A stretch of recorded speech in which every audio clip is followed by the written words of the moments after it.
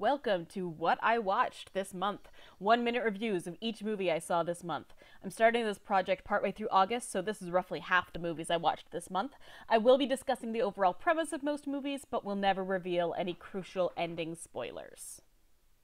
First up, The Hunt, a 2020 horror satire where a group of conspiracy theory-toting conservatives find that one of their conspiracies is true. A group of liberal elites have kidnapped them and brought them to the manor to literally hunt them down. As a horror comedy, this hits all the right marks, with plenty of perfectly timed scares and laughs. There's an especially effective series of misdirects toward the beginning of the film that led to several audible gasps from me of surprised delight, and I can't remember the last time that's happened. As a satire, it is much less successful, as its end message isn't at all clear, beyond maybe a South Park-style politics are stupid and caring about things is stupid and just stop caring. If I trusted it had a clear message to convey, I think it might be if your only goal is to hurt the other side, innocent people will get caught in the crossfire, but that message gets pretty mangled. And judging by the amount of people on both sides who also hated the satire in this movie, that messaging wasn't clear for anyone. Disappointing when the rest is so sharp. From one conspiracy theory movie to another, we have the 1978 remake of Invasion of the Body Snatchers. Like the original 1956 version, the story centers on a group of individuals who realize the people around them are suddenly different. This builds to a realization that the titular body snatchers are invading, growing duplicates of human bodies, and then replacing the humans with duplicates in their sleep. It's a fairly effective movie as far as atmosphere and tone, though the characters leap ahead to conclusions about how this process works that turn out to be correct, though we've seen no evidence of it. Donald Sutherland and the other male actors all get some robust and likable characters to play, but sadly the women in this movie get the short end of the stick, as Brooke Adams is no more than damsel in distress, and Veronica Cartwright spends most of her screen time being told to calm down. Ironically, she is the one who figures out you can hide among the body snatchers by suppressing your emotions. Overall, it's pretty good, though the original will always hold a soft spot in my heart, and does, I think, win out for me over this newer version.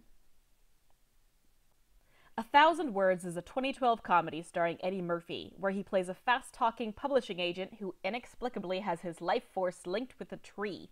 Every word he speaks causes a leaf to fall, and his guru advises him that when the last leaf falls, he'll probably die. Yeah, it's a pretty tenuous plot, but it does fall right within the established trope of work-obsessed jerk has a supernatural thing happen to him, and that makes him a better person.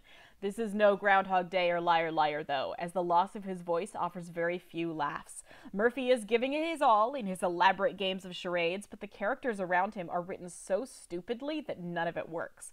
If you're going to write a film that relies this heavily on physical comedy, you have to have the right setups, and this had none of them. The film's sentimental finale, in which he must let go of his past anger to be released from the tree, reminded me that Murphy is a surprisingly charismatic dramatic actor, even in cheesy nonsense like this. This isn't painful so much as wildly unambitious, but still not worth the watch. Next up, I watched 2 Korean supernatural romances, thanks to a double feature movie challenge I'm doing with my husband. The first was The Beauty Inside, a 2015 movie about a young man with a strange curse in which every day he wakes up and he has a different body. Old, young, male, female, Korean, some other ethnicity, there's no rhyme or reason to what body he gets on any given day. He's learned to adapt, since in the digital age you hardly ever have to show your face, and he has a thriving furniture design business, but this movie picks up when he decides he wants to try a real relationship. Not only does this movie have a great premise, it also really delves into this person's world, what it might be like to live in that space, what it would keep you from doing. One morning, he wakes up after a one-night stand as an old man with poor eyesight and can barely see well enough to get himself home. It also does an amazing job of examining what might be difficult about being in a relationship with someone like this. The 2 leads are likable, and their affection for each other makes sense, as do the conflicts that come up with this condition. It's ultimately a very beautifully crafted movie that feels unlike any fantasy romance I've ever seen. Korean supernatural romance number 2, Spellbound, doesn't fare quite as well. This story is about a magician and one of his crew members who is quiet and withdrawn because, like young Haley Joel Osment, she sees dead people. Frequently, that dead person is a friend of hers who she was in a horrible accident with. They both needed an emergency assistance, but she got it first, resulting in her friend's death and lasting anger beyond the grave. The tone of this movie is confusing to me, bouncing back and forth between broad, over-the-top comedy and these abruptly dark emotional moments, and the two never coalesce the way I'd like. The dark emotional moments do actually kind of work, but they work primarily outside the film's context, instead of enhancing it. The romance also begins with the male lead being exceptionally pushy and ignoring the social boundaries she set up for herself, and as a result, it's hard to find him endearing most of the rest of the time. It also definitely suffers in comparison to the beauty inside, but I'm not sure I'd really have been wowed by it on its own either. Picnic at Hanging Rock is an Australian film about a girls' school that suffers an unexpected tragedy when 3 of its students and a teacher disappear during an outing. The film follows the various individuals affected by this event, which seems to unravel the entire world in a domino effect. The cinematography, costuming, and landscape evoke images of Impressionist paintings, peaceful and stately and calm, and it is fascinating to see that facade break down as the mystery continues to go unsolved.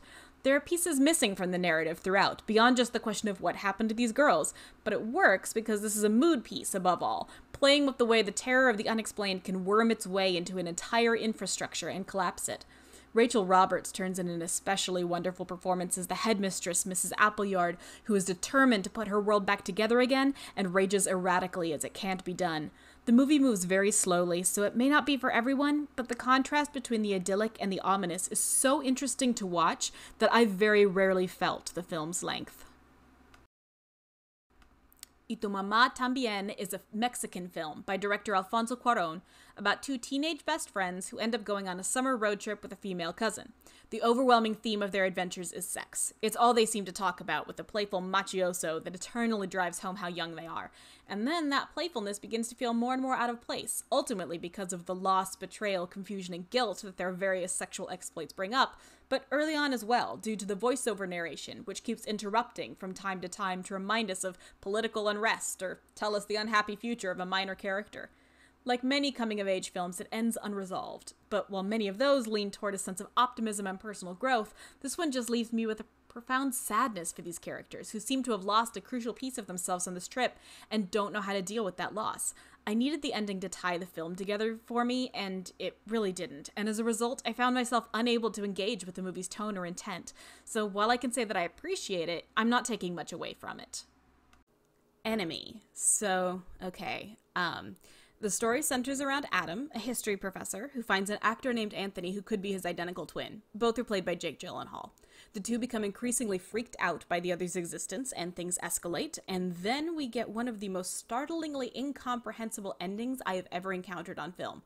At first I thought the film was just aiming for a moody, paranoid atmosphere, aided by the dingy yellow lighting that pervades the film, but then the final shot, which I won't spoil, makes it clear that there is another entirely symbolic lens through which I meant to view this story, which does clear some stuff up, since the film didn't actually work on a narrative scale. Nothing that happens warrants the level of panic Adam feels on discovering his doppelganger, nor the escalating paranoia, so I guess it makes sense that it's not really about that.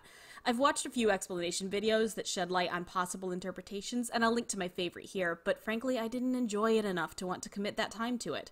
If you like surreal symbolism, check this out. If, like me, it's a huge turnoff, maybe don't.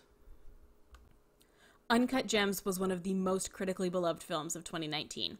It stars Adam Sandler as a jeweler who gets involved in an ever-increasing series of gambles, both literal and metaphorical. The film is by the Safdie brothers, whose film Good Time surprised me with its unique take on the crime genre. This one is less of a bright spot. It's not even a spoiler to say that this ends badly for our protagonist. That feels not only predictable, but inevitable from moment one. Additionally, this is one of the most abrasive films I've ever seen. The lights, sounds, language, acting, and camera work are all so pushy and in your face and chaotic. And yes, this immerses us in the chaos of the world, but in more practical terms, it gave me a headache, and it made me anxious for the film to end. Adam Sandler's character is one of the most unpleasant protagonists, and I say that with air quotes, that I've ever had the misfortune of seeing on screen. It's right up there with every comic character Sandler has ever played, and waiting for looming, obvious downfall for this character was all that I really had to look forward to in this film. I struggle to see what it adds to the genre that other, less obnoxious films haven't presented better. In the Name of the Father tells the true story of Jerry Conlon, an Irish man who was accused, along with his friends and family, of being behind the IRA bombing of an English pub. The film makes it clear that he didn't do it, and partway through the film it becomes clear that the authorities also know he didn't do it, and yet he remains in prison because exonerating him would be a dangerous political move. Daniel Day-Lewis is unsurprisingly great here. As always, he disappears fully into the role, and he seems to be radiating young, furious anger from the inside out. His relationship with his father, who is imprisoned along with him, is the backbone of this story, even more so than their fight for freedom, which really makes the story stand out. What's most impressive, though, is Day-Lewis's ability to take a character who is not a particularly good person and still help us sympathize with him and the injustice facing him. His redemption story is not obvious, or even maybe redemption at all, but the movie highlights how you don't have to be a perfect person to deserve fair legal treatment or to suffer under a corrupt system. It's a really compelling character drama. Innocent Lies is a 1995 murder mystery about a detective getting tangled up in a family's mysterious affairs while investigating a murder. It's very, very, very loosely based on the Agatha Christie novel Toward Zero, and I guess if you've ever read an Agatha Christie book and thought, you know what this needs? More incest. Well, then this will be the exact film you've been looking for. The Christie estate refused to let them use the title or character names upon reading the script, and that was the right move. It is a nonsensically salacious film, in which whodunit is not actually discovered, but literally just confessed by the murderer to the detective during their sex scene. Though, to be honest, his only method of detecting has been running around frantically screaming accusations at his suspects, so I guess that is the only way he would have believably found out. The film also employs unintentionally hilarious editing that cuts abruptly away from these over-the-top moments to completely unrelated scenes. There may be some adequate actors here, but this film does them no favors at all, or anyone else who was creatively involved. What a mess. Native Son is a 2019 adaptation of Richard Wright's 1940 novel about an impoverished black youth who gets a job working for a wealthy white family and ends up on the run from the law. The story has been a polarizing one since its inception, with some saying it effectively condemns a racist system for its role in perpetuating violence, and others voicing concerns that the protagonist embodies all the worst caricatures of his race. I have now read the book, seen a play adaptation, and seen this film, and I feel that same ambivalence every time. This version does make a few big changes, including updating the story to modern day and omitting the entire third act of the novel, the trial. To my surprise, I didn't miss the trial section at all, and I found it fascinating how well the updated timeline works, though also wildly depressing. It says something if you can transport a pre-civil rights movement story about racism to 2019 with so few plot changes and have it still feel plausible.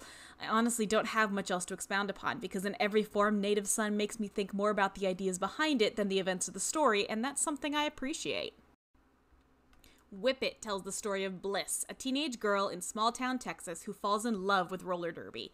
She knows her parents wouldn't approve, so she lies about her age to try out and tells her parents she's taking an SAT class.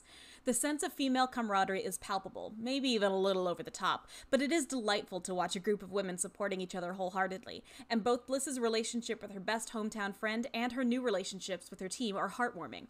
The film does try to strike an odd tone, with moments of broad, goofy comedy clashing up against serious, heartfelt moments, and they sometimes bleed into each other in strange ways. The comedy mostly doesn't work for me, but the more serious moments do. One thing that oddly never gets addressed is the age gap between 17-year-old Bliss and her 20-something boyfriend. Granted, he thinks she's 22, so he's not seducing teenage girls on purpose, but it's just a little weird that the film lets it get as intense as it does without ever addressing that. It's an uneven film, but it's charming enough, and I certainly know more about roller derby than I did before, so yay for learning things. Kursk, or The Command, as Netflix titles it, tells the real-life story of a Russian submarine that sank in an accident in 2000, stranding several crew members on board for days. Those aware of the incident will probably already know whether or not the crew was ultimately able to be evacuated, but I wasn't familiar with it, so I'm not going to spoil that for anyone else also unfamiliar. Just like the last movie I reviewed, Whip It, the film does a stellar job of demonstrating the camaraderie between the main characters. The opening scene where they celebrate one sailor's wedding gives off such a strong sense of teamwork and friendship for all the men, and that sense carries all the way through the film, making it easy to care for this team as a unit, even if you don't remember the individuals very well. The scenes with the women desperately fighting for their government to accept foreign aid and rescue their husbands are also very powerful, and it becomes increasingly more upsetting every time their pleas are dismissed. All the emotional moments in this film ring true, which can't be said of all disaster films, but this one is well structured and well written, and it drew me into it and kept me engaged from beginning to end.